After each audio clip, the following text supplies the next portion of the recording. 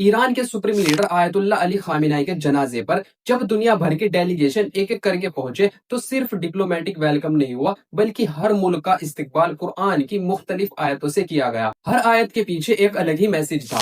قد كان لكم آية۔ ویسے ایران نے 30 سے زیادہ ملکوں کے لیے آیتیں پڑھی، پر کچھ ملکوں کے لیے اسپیسیفک آیتیں پڑھی جن کا میسج بہت اسٹرانگ تھا، جس میں انڈیا پاکستان بھی شامل ہے۔ اب کس ملک کے لیے کون سی آیتیں پڑھی اور اس کا کیا مطلب تھا، آئیے سمجھتے ہیں۔ سعودی کا جب ڈیلیگیشن آیا تو سورہ عمران کی آیت پڑھی گئی۔ آیت اور ترجمہ تم اسکرین پر دیکھ سکتے ہو، میں تمہیں صرف مفہوم بتاؤں گا۔ بیسیکلی سعودیہ کو سورہ عمران کی آیت اس لیے پڑھ کر سنائی گئی کیونکہ اس میں بدر کا ذکر تھا، جس میں 2 لشکر آمنے سامنے تھے، جس میں ایک لشکر اللہ کی راہ میں لڑ رہا تھا اور دوسرا لشکر تھا انکار کرنے والوں کا۔ اب یہاں سعودیہ کو یاد دلایا گیا کہ تم نے امریکہ کا ساتھ دیا اور ان کو اپنی زمین دی۔ جب ترکی کا ڈیلیگیشن آتا ہے تو سورہ نساء کی آیت پڑھی جاتی ہے، جس کا مفہوم ہے جو جان اور مال سے جہاد کرے وہ گھر بیٹھنے والوں سے زیادہ افضل ہے۔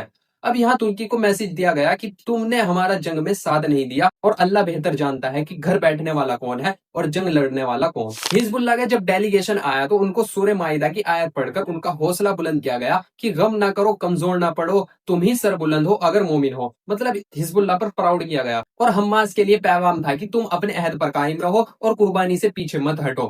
اس میں حماس کے ایفرٹ کو ہائی لائٹ اور سپورٹ کیا گیا۔ اب آتا ہے انڈیا کا نمبر۔ انڈیا کے لیے سورہ عمران کی آیت پڑھی جاتی ہے، جس کا مفہوم ہے کہ جب ان سے کہا جائے کہ تمہارے خلاف لوگ اکٹھا ہو رہے ہیں تو ان سے ڈر جاؤ، تو ان کا ایمان اور بڑھ جاتا ہے۔ یعنی اس میں کون سی ڈرنے والی بات ہے؟ اور وہ کہتے ہیں کہ ہمارے لیے بس اللہ ہی کافی ہے۔ یعنی ایران کا کہنا ہے کہ تم سب مل کر کتنے بھی اکٹھا ہو جاؤ، ہمارے لیے بس اللہ ہی کافی ہے۔ اور پاکستان کے لیے سورہ اسراء کی آیت پڑھی گئی، جس کا مفہوم تھا کہ اللہ مجھے عزت کے ساتھ داخل کرے اور عزت کے ساتھ نکالے اور اپنی طرف سے مدد اور اتھارٹی عطا فرما۔